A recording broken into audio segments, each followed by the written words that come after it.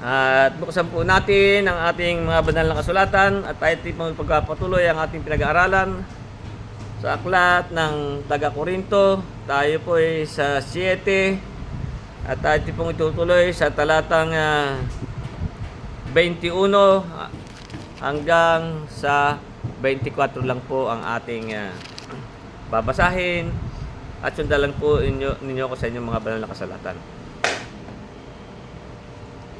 Kaya dito po sa 21 ay sinasabi, ikaw bagay alipin nang ikaw ay tinawag, huwag kang mag-alala.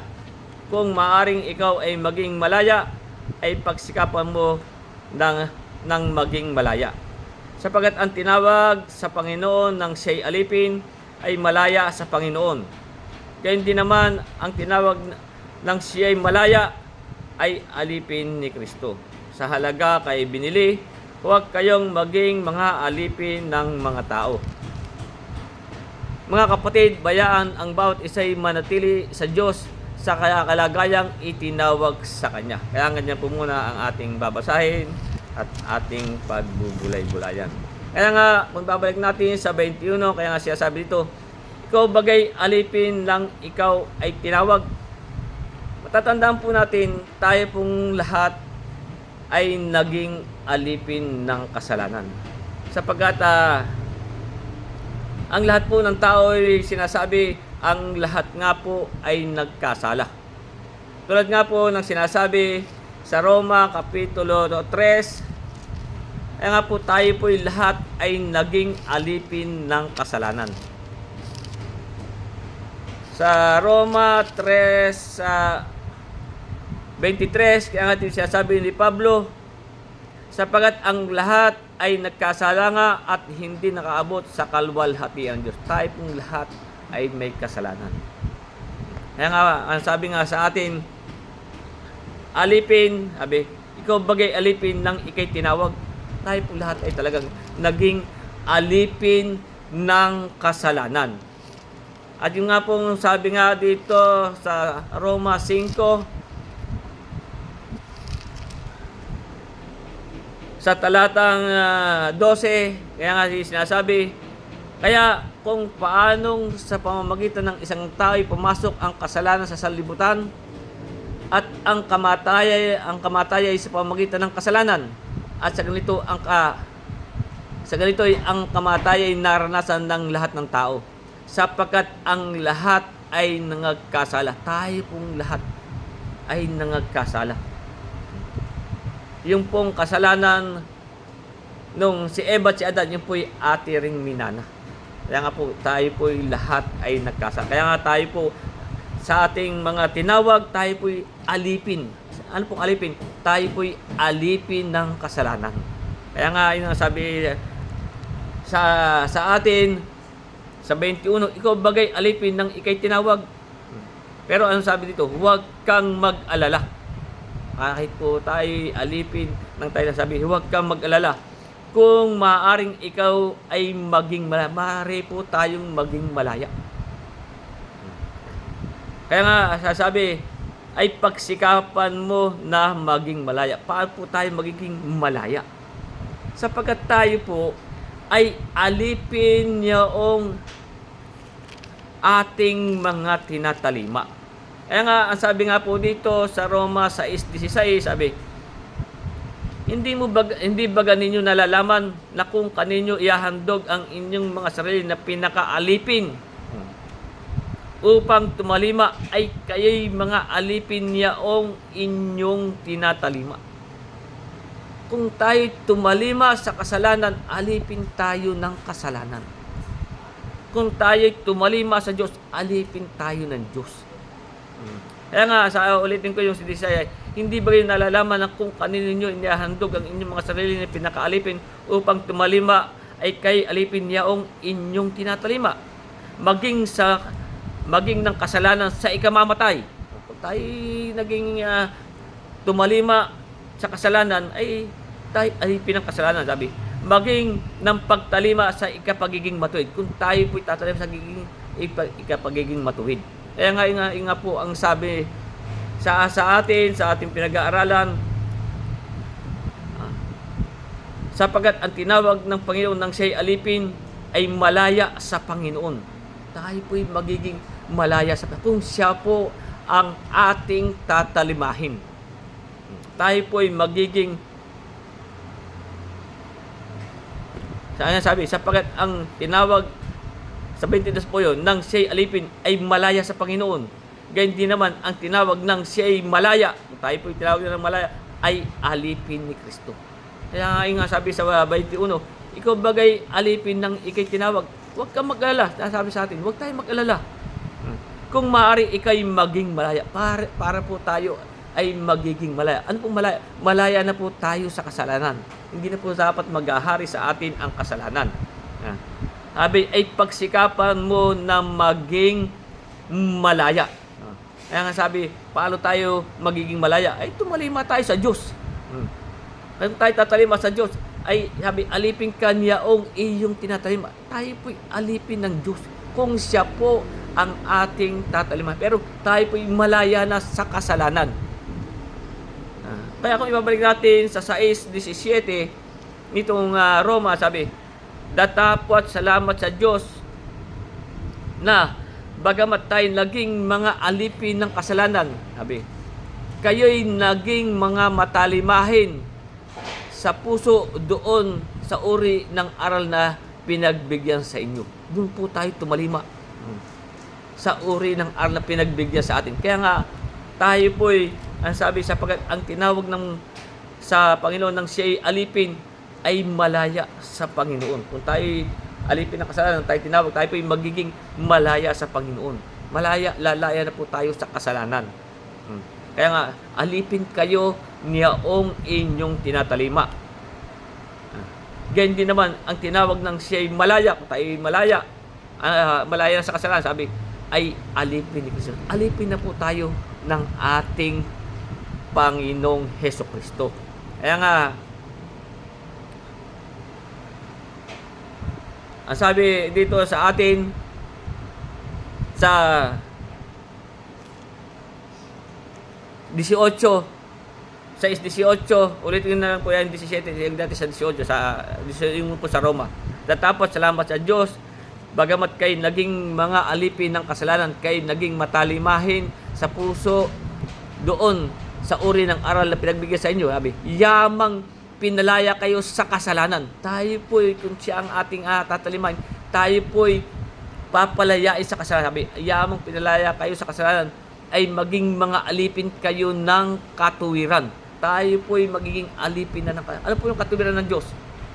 Yun po yung ating pananampalataya. Yun po ang ating babasahin dito sa Roma. Yung ang katuwiran po ng Diyos ay dito yung sinasabi sa Roma 3:21. Ayan ang sabi dito, datapat bukod sa kautusan ay pinahayag ang isang katuwiran ng Diyos na sinaksihan ng kautusan at ng mga propeta sa mga bagay ang katuwiran ng Diyos sa pamamagitan ng pananampalataya kay Jesucristo. Yun po ang katuwiran ng ating nilalakaran. Sa mga bagay ang katuwiran ng Diyos sa pamamagitan ng pananampalataya kay Jesucristo sa lahat ng mga nagsisampalataya sapagkat walang pagkakaiba. Kaya nga sabi, tayo po'y alipin na ng katuwiran. Sapagkat ang katuwiran po yung ating pananampalataya sa ating Jesucristo. Wala po tayong ibang sinampalatayanan kundi ang ating Panginoong Jesucristo. Kaya nga tayo po'y magiging malaya sa kasalanan. Tayo po'y magiging alipin na ng ating Panginoong Jesucristo. Kaya nga sabi, alipin kayo niyaong inyong tinatalima. At dito rin, isuloy natin sa 22, Roma 6:22, sabi, datapat ngayon mga laya na kayo sa kasalanan at naging mga alipin ng Diyos. Kung tayo malaya na sa kasalanan, dati alipin tayo ng kasalanan, tayo po'y malaya na, sabi, laya na kayo sa kasalanan, at naging mga tayo po'y alipin na ng Diyos. Kayo'y merong inyong bunga, ano po yung ating bunga? Sa ikababanal, at ang wakas ay ang buhay na walang hanggan. Sapagkat siya na po ang ating tinatalima. Ang Diyos o ang ating Panginoon. Tayo kayo po kanyang alipin. Kaya nga sabi, alipin kayo niyaong inyong tinatalima. Kaya nga po tayo'y laya na sa kasalanan. Ang sabi pa nga rin po dito sa unang Pedro,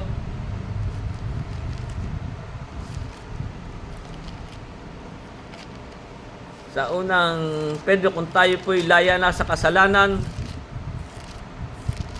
sa unang Pedro 2:16, kaya kung tayo po'y laya na sa kasalanan, ang sabi nga po ni Pedro sa kanyang sulat sa unang Pedro 2:16, ang sabi, gaya ng kayo'y mga laya, ang inyong kalayaan ay hindi ginagamit na balabal ng kasama. Huwag na po natin itong gagamitin na balabal ng kasamaan. Sapagkat tayo po'y laya na diyan. At sabi, lagay ng kayo'y mga laya, ang inyong kalayaan ay hindi ginagamit na balabal ng kasamaan, kundi gaya ng mga alipin ng Diyos. Tayo po'y alipin ng Diyos. Siya po ang ating nang tatalimahin. Hindi na po tayo doon maging sa mga balabal ng kasamaan. Nasabi pa rin nga po dito sa Efeso sa Kapitulo 6 na kung tayo po'y laya na sa kasalanan,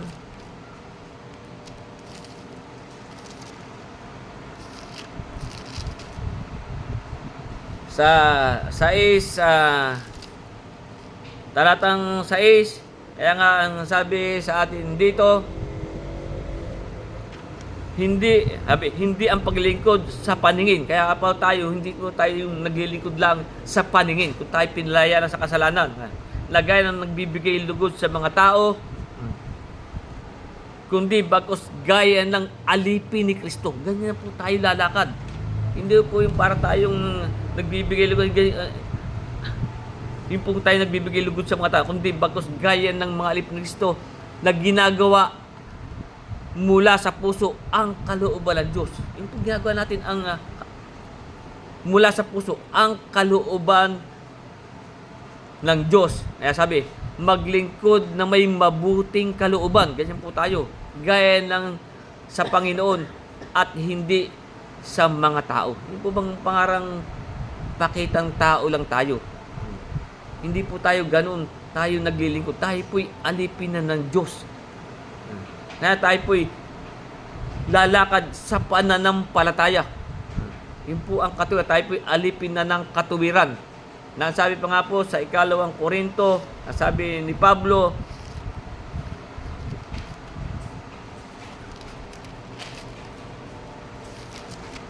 Ikalawang Korinto, Kapitulo 5, sa talatang 7, sabi, sapagkat nagsilakad kami sa pamamagitan ng pananampalataya, hindi sa pamamagitan ng paningin. Tayo po'y po bang tayo para lang mapansin ng tao. Hindi, dapat po ang atin ay mula sa puso. Kaya nga sabi ni Pablo, sapagkat nagsisilakad kami sa pamamagitan ng pananampalataya, hindi sa pamamagitan ng paningin. At gayon din sa Kolosas Kapitulo 3,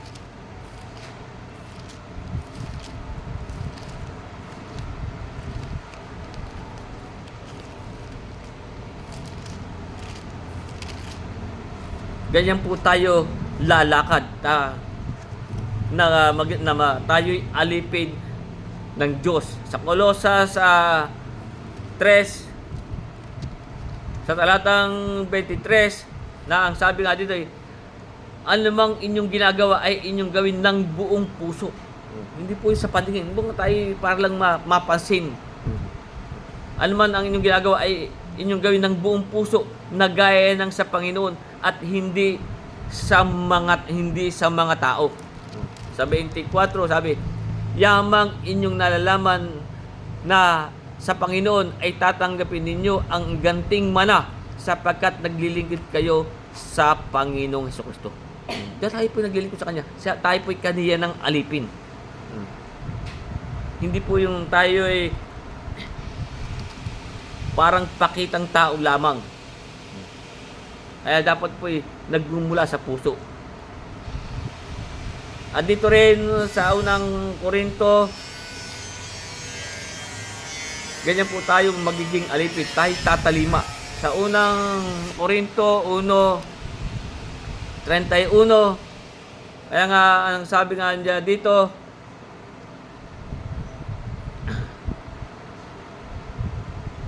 na ayon sa nasulat, ang nagmamapuri ay magmapuri sa Panginoon. Hindi tayo magmamapuri sa mga tao. Sa Panginoon po tayo magmamapuri. Kaya nga, ulit ko, sapagkat sa 22, sapagkat ang tinawag sa Panginoon ng siya'y alipin ay malaya sa Panginoon. Gaya din naman ng tinawag ng siya'y malaya ay alipin ni Kristo. Ganyan na po tayo lalakad. Hindi po, kung tayo magmamapuri sa mga tao, hindi po maganda yun. Dapat, kung tayo magmamapuri, ay sa Panginoon. Sa Panginoon tayo magmamapuri. Hindi po yung sa mga tao. Ganyan po tayo magiging alipin ng Diyos. At sa 2 Korinto, Kapitulo 10,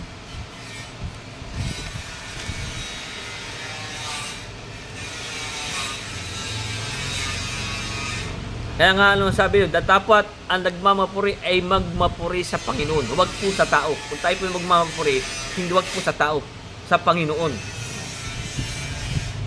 Diyan po tayo sa Kanya. Kaya nga ang sabi ni Jeremias sa kanyang sulat,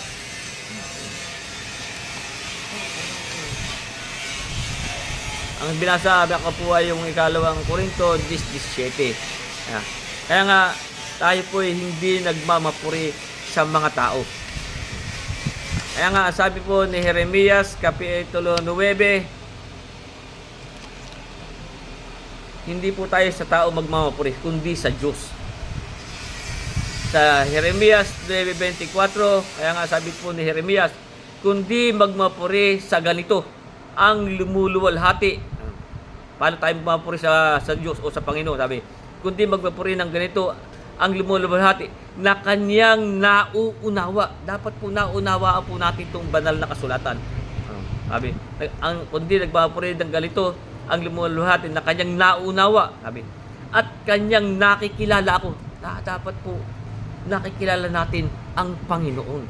Ganyan po tayo magmamapuri sa Panginoon. Sabi, at kanyang nakikilala ako, na ako ang Panginoon na nagsasagawa sa lupa ng kagandahang loob, kahatulan at katuwiran, sapagkat sa mga bagay na ito ay nalulugod ako, sabi ng Panginoon. Ganyan po tayo magmamapuri. Hindi po tayo magmamapuri sa tao. Kaya nga sabi ni Pablo, kami lumalakad sa pananampalataya, hindi sa paningin. Kung tayo magmapuri, sa Panginoon po tayo magmapuri, sapagkat tayo pinalayanan niya sa kasalanan. Kaya nga sabi sa atin, sapagkat ang tinawag sa Panginoon ng siya'y alipin ay malaya sa Panginoon. Malaya na po tayo. Tayo po'y pinatawad na sa ating mga kasalanan. Ngayon nga po ang sabi dito sa Kolosas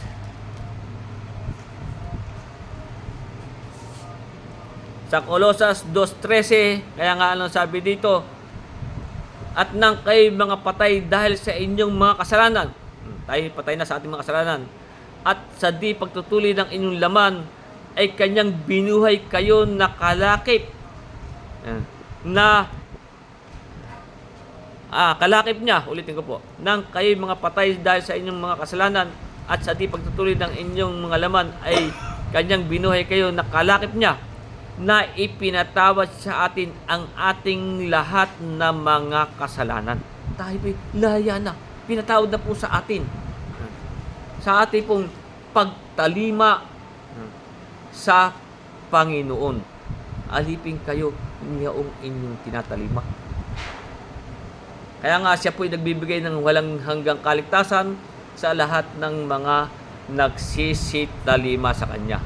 Kaya nga tayo po, kaya nga anong sabi nga dito, yung ating pinag-aral na nakaraan, sabi sa 7, sa talatang 19 nitong unang Korinto, sabi, ang pagtutuli walang anuman, ang di pagtutuli walang anuman, kundi ang pagtupad sa mga utos ng Diyos. Yan po ang pinakamahalaga sa atin. Yung pong tayo'y tumupad sa utos ng Diyos, sapagkat tayo po'y kanyang alipin. Tayo po'y tutupad ng kanyang mga salita. Sa 23, kaya nga dito sinabi, sa halaga kayo'y binili. Sapagkat tayo po'y sa halaga ay tayo'y binili. Ganyan po kasi nung una ang mga alipin, yung po'y binibili. Pero sa ating pong pananampalataya ay tayo po'y binili sa halaga. Huwag kayong maging mga alipin ng mga tao. Sa ating pong paglakad sa pananampalataya, hindi po tayo dapat nagiging alipin ng mga tao. Tayo po'y alipin ng Diyos, alipin ni Kristo. Siya po ang ating tatalimahin. Sapagkat sa panahon pong ito, sabagay sila po yung mga nasa sekta at relihiyon, kung ano sabihin nung nangunguna at pinakamataas, siyang po ang sinusunod nila. Kahit hindi na po utos ng Diyos. Pero ano ang sabi sa atin? Huwag kayong maging mga alipin ng mga tao. Hindi po tayo dapat. Sapagkat tayo po'y alipin ng Diyos. Dapat po ang ating susundin ay ang salita ng Diyos, kung ano yung itinuturo sa atin. Kaya nga, ang sabi nga dito sa Timoteo,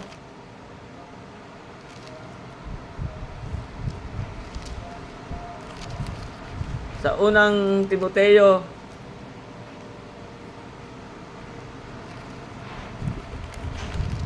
nabasa eh.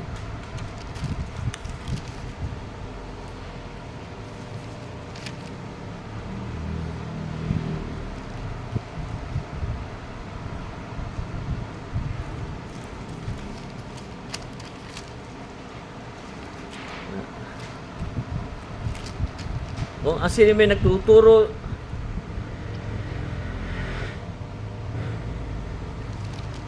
dito po sa unang Timoteo 6, kaya nga ang sabi sa 3, kung ang sino may nagtuturo ng ibang aral at hindi sumasang-ayon sa salitang nakagagaling at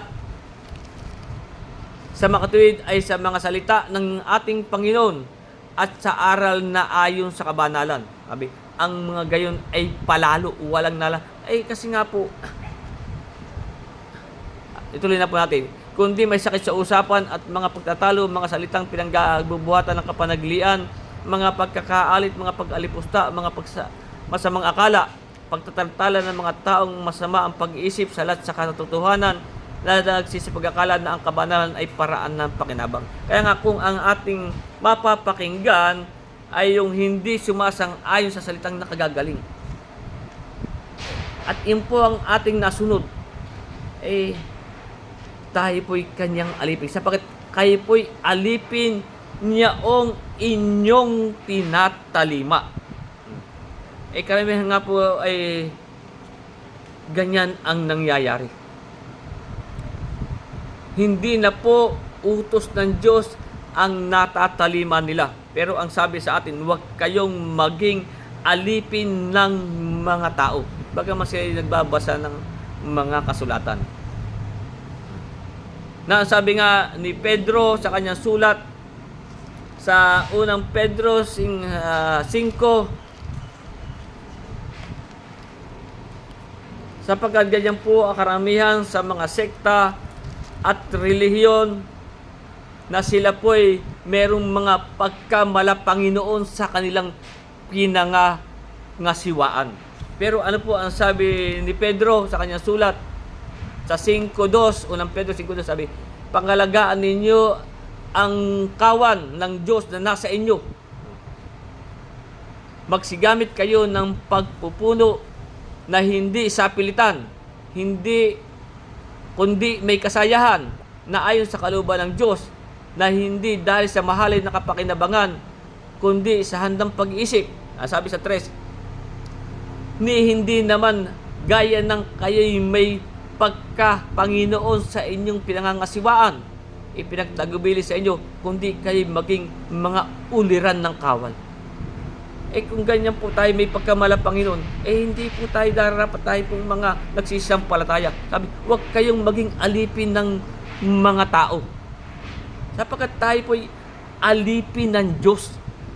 Sa Kanya po tayo tatalima. Ganyan po ang karamihan Sapagkat yun nga po ang sinasabi sa aklat ni Marcos sa talatang 7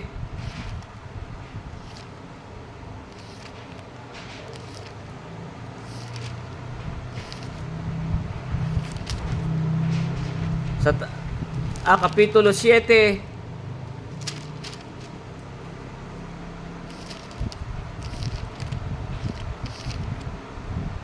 sa talatang 6. Kaya ito po ang ating dapat maalaman na tayo po hindi dapat maging alipin ng mga tao. Kung ang itinuturo na po na sa atin at pinatutupad sa atin ay hindi na sumasang-ayon sa mga salitang nakagagaling. Ayun po mga sabi pa nga palalo. Kaya nga sabi sa Marcos 7:6, sabi, at sinabi niya sa kanila, mabuti ang pagkahula ni Isaias tungkol sa inyong mga mapagbaing babaw ayon sa nasusulat. Ang bayang ito'y ginagalang ako ng kanilang mga labi, datapat ang kanilang puso ay malayo sa akin. Datapat walang kabuluhan ang pagsamba nila sa akin na nagtuturo ng kanilang pinakaaral ng mga utos ng mga tao. Utos lang po ng mga tao ang nasusunod. Hindi na po utos ng Diyos. Sabi, huwag kayong maging alipin ng mga tao. Kung nga ang utos na po ng tao ang ating nasusunod, kanino kayong alipin? Kung ang utos po ng Diyos ang ating sinusunod, tayo po'y alipin ng Diyos. Kaya nga sabi, dapat walang kabuluhan ang pagsamba nila sa akin na nagtuturo ng kanilang pinakaaral ng mga utos ng mga tao. Sabi, nilisan ninyo ang utos ng Diyos at inyong pinanghawakan ang salit-sabi ng mga tao. Kaya nga sabi ng 9, sinabi niya sa kanila, totoong itinakwil ninyo ang utos ng Diyos. Pagka po utos na ng tao ang ating nasusunod, sabi, itinakwil ninyo ang utos ng Diyos upang maganap ninyo ang inyong mga salit-saling sabi. Sabi sa atin, huwag tayong maging alipin ng mga tao. Sapagkat tayo po'y alipin ng Diyos.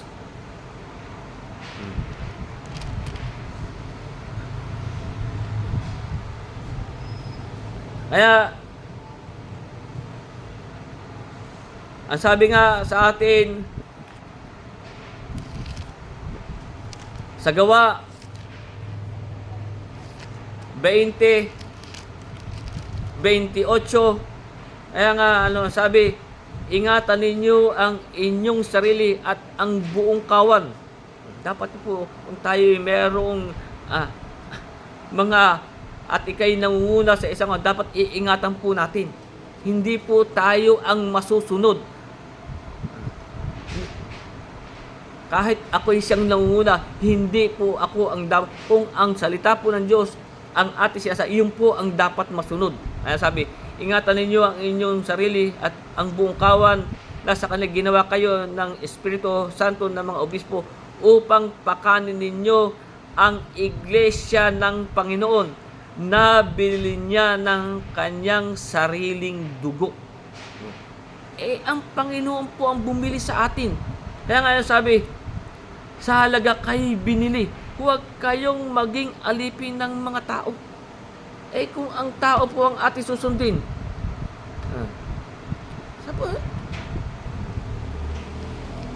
kaya nga, inang sabi sa atin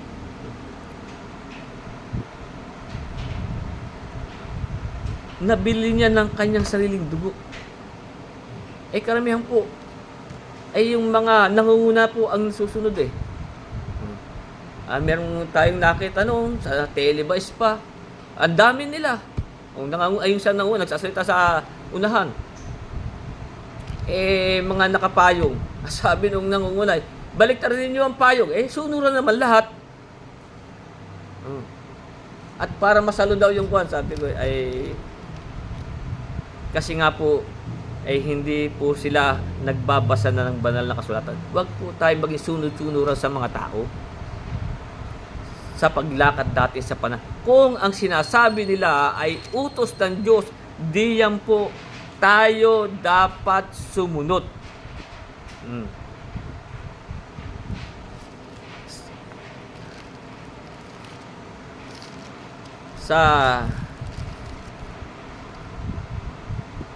Kaya nga,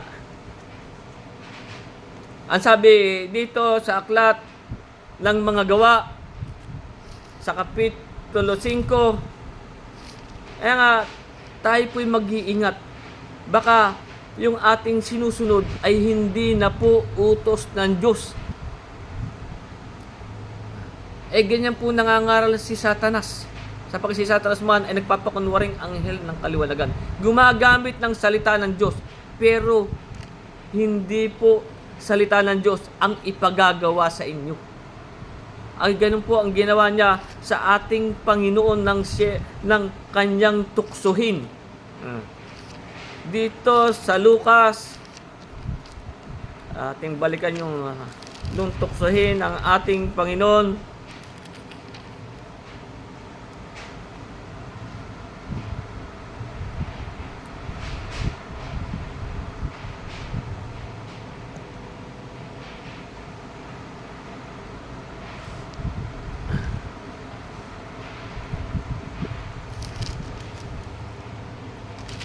Yung atin nabasa.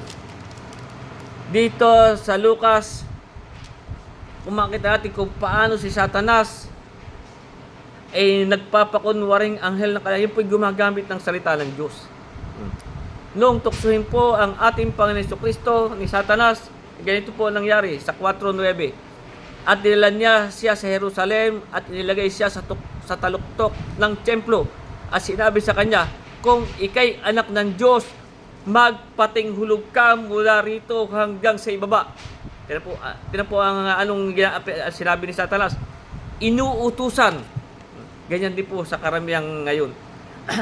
Sa mga nangunguna, sa mga sekta at relihiyon, uutusan ng mga membro, babasa ng talata na hindi naman tugma doon sa inuutos ng Diyos. Si Satanas po ay sabi ganito, kung paano nandadaya si Satanas. At dinala niya siya sa Jerusalem, nilagay siya sa taluktok ng templo at sinabi sa kanya, kung ikay anak ng Diyos, magpatihulog ka mula rito hanggang sa ibaba. Ano po ang utos ni Satanas? Magpatihulog ka mula rito hanggang sa ibaba. Paano siya gumamit ng salita? Sa J, sabi, sapagkat nasusulat. Meron po ganyan mga pastor nasusulat, pero iba yung pinagagawa sa inyo. Ano sabi niya ng kasulatan? Siya'y magbibilin sa kanyang manghel tungkol sa iyo upang ikaw ay ingatan at aalalayan kanila ng kanilang mga kamay. Baka matisod ka ng iyong paa sa isang bato. Iba po yung salita ng Diyos sa inyo utos ni Satanas. Kaya po tayo mag-iingat. Sabi, huwag kayong maging alipin ng mga tao. Marami pong nangangaral na ganyan. Iba po yung kanilang pinagagawa sa kanilang membro kaysa doon sa talata. Yun po ay dahil sa kanilang mga filosofiya. Yung nga po, ang sabi, tayo nga pinag-iingat. Ang sabi nga dito sa Colosas 2:8, sabi, kayo'y magsipag-ingat, baka sa inyo may bumihag sa pamagitan ng kanilang filosofiya at walang kabuluhang pagdaraya ayon sa sabi ng tao, ayon sa pasimulang aral ng sanlibutan at di ayon kay Kristo. Hindi po ayon. Kaya nga tayo sabi sa atin, kung sino may nagtuturo at hindi sumasang-ayon, ay doon tayo mag-iingat. Kaya nga, sabi nga, yung sa gawa, tuloy na natin sa gawa, Kapitulo 5.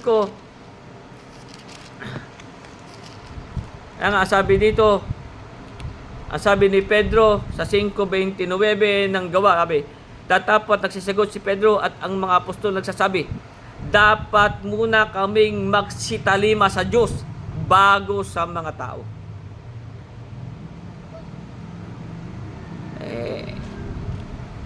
Kung tayo tatalimuhan muna sa tao, ay alipit tayo ng tao. Sa Diyos po tayo tatalima sa ating paglakad sa pananampalataya para po tayo hindi mailigaw.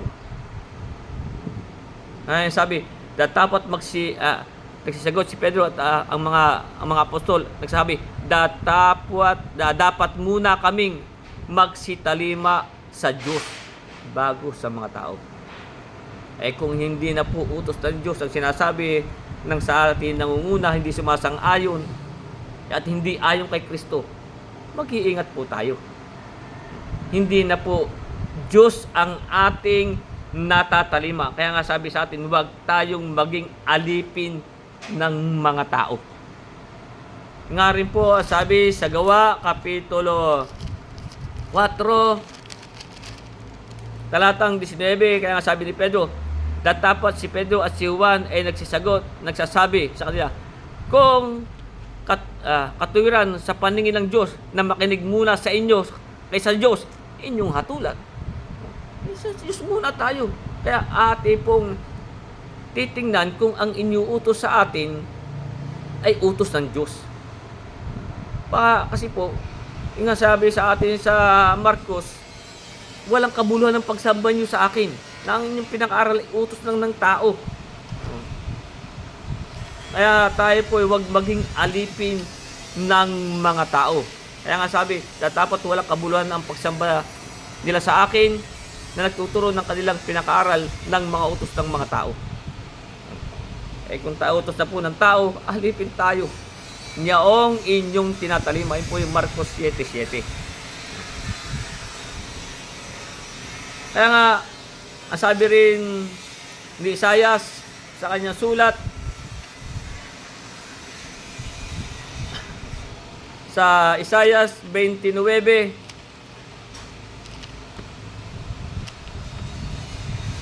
kaya nga po tayo'y mag-iingat sa ating mga lakad sa pananampalataya. Huwag po tayong magiging alipin ng mga tao. Kapag hindi na po utos ng Diyos ang kanilang ipinasusunod sa atin. Kaya nga sabi, dapat muna kaming sumunod sa Diyos kaysa sa mga tao. Sabi po ni Jeremias sa kanyang sulat sa 29:13 ay ganito, at sinabi ng Panginoon, yamang ang bayang ito'y lumapit sa akin at pinapupurihan ako ng kanilang bibig at ng kanilang mga labi, ngunit inilayo ang kanilang puso sa akin. Bakit? Sabi, at ang kanilang takot sa akin ay utos ng mga tao na itinuro sa kanila. Kaya nga, mas magaling pagka ang isang nangungunay nagbabasa o nangangaral, tanungin ninyo, saan mo nabasa ang sinasabi mo? Ako yung ganyan, pagka meron ako nakakausap, saan mo nabasa ang sinasabi mo? Ganun-ganun mga dahil siyang paliwanag. Hindi, pinipilit ko. Sapagkat ako sa Diyos. Sapagkat nasusulat, ang sa Diyos ay nakikinig ng salita ng Diyos. Pag hindi mo nabasa ang sinasabi mo, sa Diyos ka ba? May talata po noon, ang sa Diyos ay nakikinig ng salita ng Diyos. Sa Diyos ako Yun ang gusto ko mapakinggan. Basahin mo sa banal na kasulatan. At ang sa Diyos, nagsasalita ng salita ng Diyos. Kung ang sinasabi mo yung wala sa banal na kasulatan, sasabihin mo, yan ang paliwanag niyan. Yan daw ang paliwanag ng kanyang binasang talata. Pero, ano ang utos sa atin?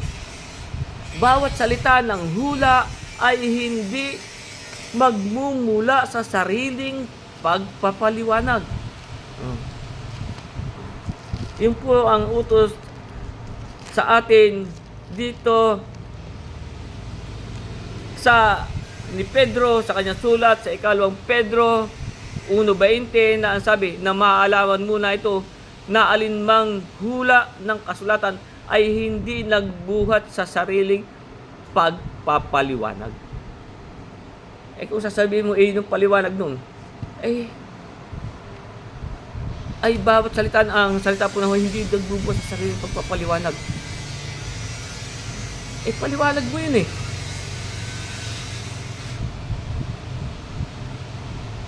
Kaya nga, tayo po'y mag-iingat na tayo po'y maging alipin ng mga tao.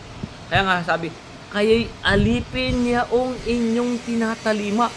Tayo po'y binili sa halaga.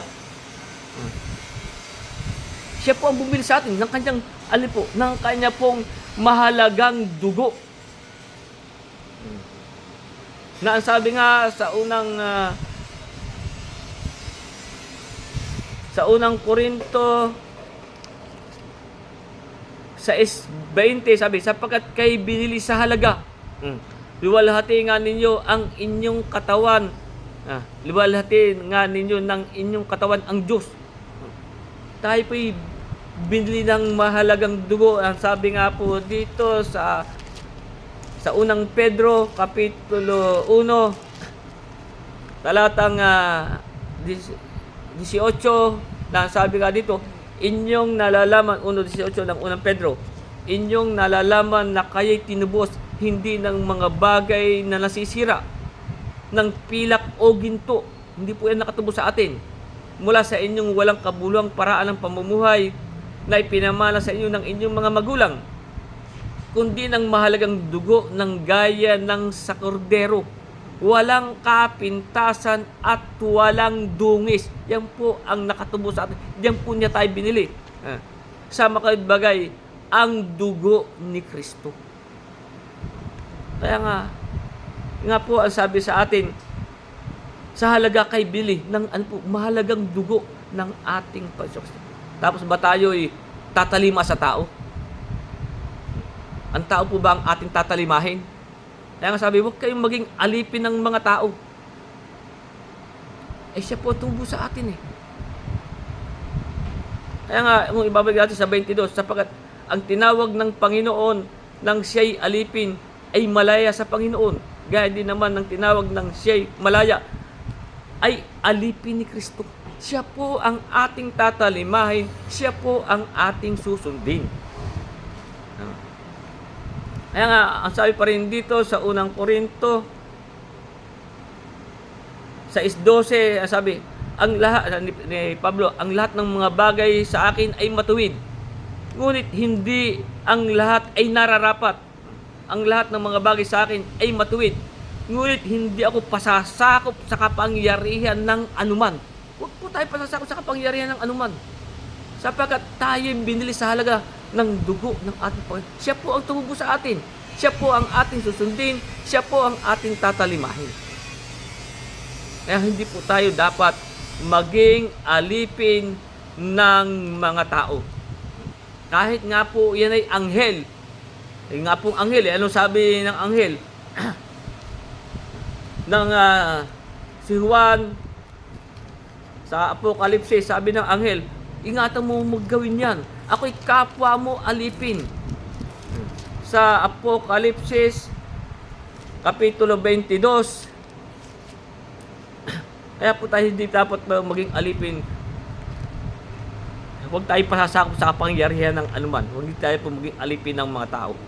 Sa Apokalipsis 22, sa talatang 8 at 9, ganito po sinasabi, at akong si Juan, ako ang nakakita ng mga bagay na ito, ng aking marinig at nakita ay nagpatira pa ako upang sumamba sa harap ng anghel na nagpakita sa akin ng mga bagay na ito. At sinabi niya sa akin, ingatan mong huwag gawin yan. Sabi pa ng anghel, ingatan huwag mong gawin yan. Ako'y kapwa mo alipin at ng mga kapatid na mga propeta. Siyang po mga anghel, kapwa ding alipin. Alipin po sila ng Diyos.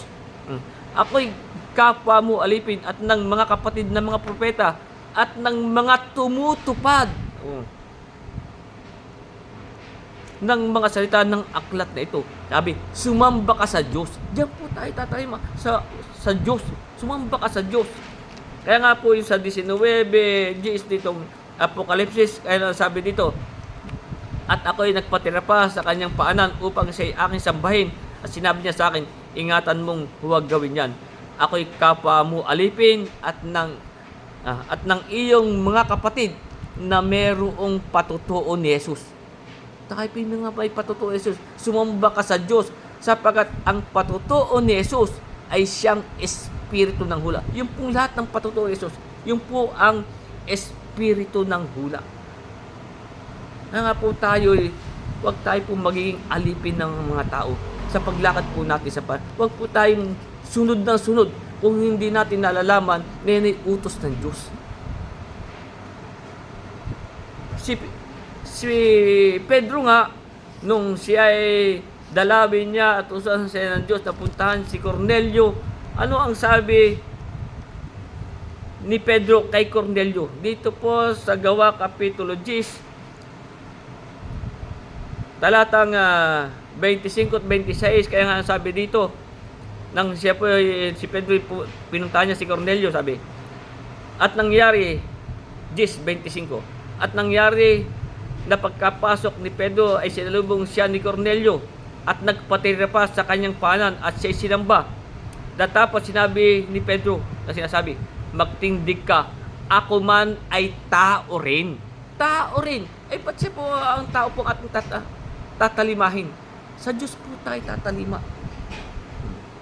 Hindi tayo nakita ditong yung mga nangungula ay yung iba nagluluhuran pa, kumahalik pa. Pinababayaan naman lang sila yung luhuran. Si Pedro nga sinaway nga po si Cornelio yung ibang mga nangunguna sa ibang mga sekta at kongregasyon, may paluhod-luhod pa, may pahalik-halik pa sa kamay.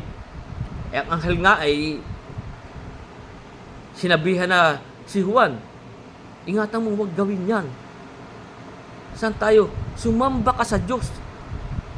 Kaya tayo po, huwag po tayong magiging alipin ng mga tao. Kaya inong sabi sa halaga kay binili, huwag kayong maging mga alipin ng mga tao. Huwag po tayo sunod-sunuran. Kahit yan po'y nangunguna siya, kasi siya pinakamataas sa isang sekta o kanilang relihiyon.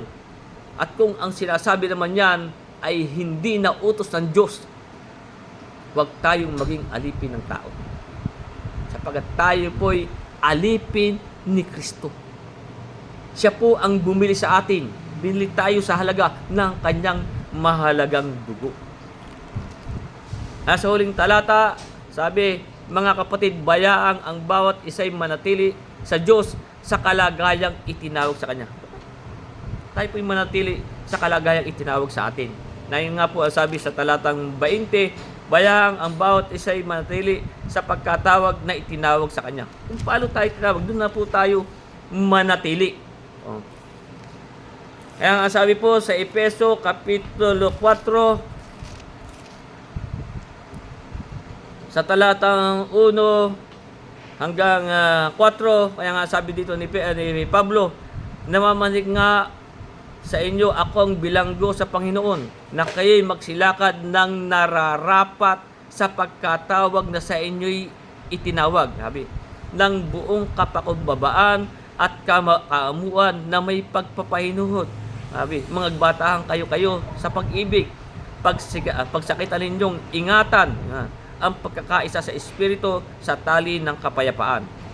May isang katawan, isang Espiritu, gaya ng pagkatawag sa inyo sa isang pag-asa ng pagtawag sa inyo. Tayo manatili sa ating sabi sa atin. Bayaang ang bawat say manatili sa kanyang kalagayan itinawag sa kanya. Hindi po tayo tinawag. At dito po sa unang Tesalonica, sa Kapitulo 2,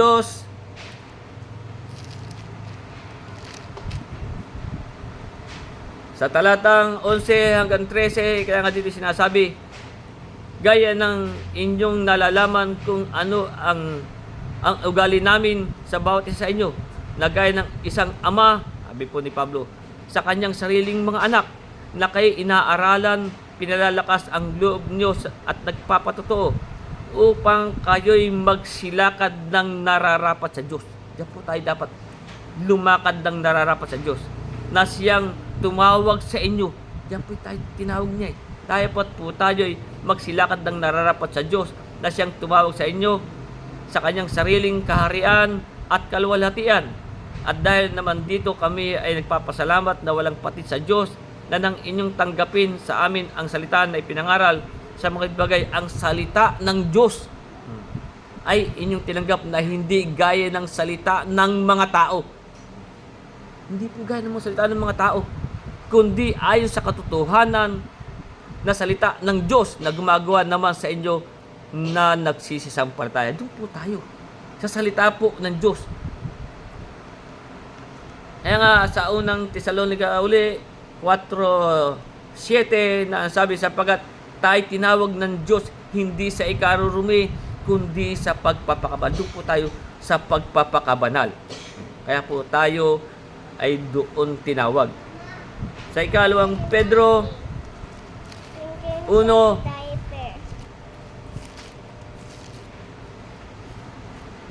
ganyan po kung paano tayo tinawag.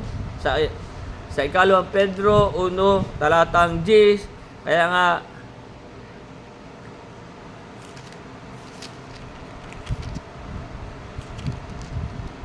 ang sabi, kaya nga mga kapatid, lalong pagsikapan ninyong mga panatag kayo. Dapat po tayo, paglakad tayo sa panatag, tayo po'y panatag na. Kaya nga mga kapatid, lalong pagsikapan ninyong mga panatag kayo sa pagkatawag at pagkahirang sa inyo. Sapagkat kung gawin ninyo ang mga bagay na ito, hindi kayo matitisod kailanman. Dapat po tayo, mga panatag tayo. Sa pagkatawag na sa ating itinawag. At dito rin sa unang Pedro, kapitulo 5, talatang 10, kaya nga sabi, at ang Diyos ng buong biyaya na sa inyo'y tumawag sa kanya sa walang hanggang kaluwalhatian kay Kristo. Sabi, pagkatapos na kayo makapagbata sa sandaling panahon, makapagtiis. Sabi, pagkatapos na kayo makapagbata sa sandaling panahon, ay siya rin ang magpapasakdal. Siya na rin po ang papasakdal, magpapatibay at magpapalakas sa inyo. Kaya nga po, tayo rin ay tinawag sa kapayapaan.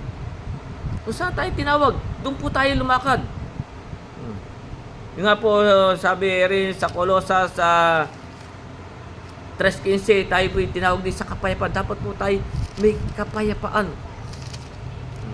Hindi po tayo laging mga nababalisa sa mga bagay. Kaya sabi sa atin, mga panatag kayo. Ang sabi nga po dito sa Kolosas 3:15, maghari sa inyong puso ang kapayapaan ni Kristo. Dapat po tayo sa paglakad natin sa pananampalataya ay maghari ang kapayapaan ni Kristo na diya'y tinawag din naman kayo sa isang katawan at kayo'y maging mapagpasalamat. Tayo po dyan tinawag Tayo po'y maging mapagpasalamat. Kaya, ayun na po ang sabi sa atin sa huling talata. Mga kapatid, bayaang ang bawat isa'y manatili sa Diyos sa kalagayang itinawag sa Kanya. Diyan po tayo tinawag. Kaya, yung pong mga pagkabalisa, hindi na po dapat. Tayo po'y lalakad, tayo mga panatag na sa pagkahin at pagtawag sa atin. Kaya tanggal po muna ang ating pag-aaral. At tutuloy na po natin sa mga susunod nating pag-aaral.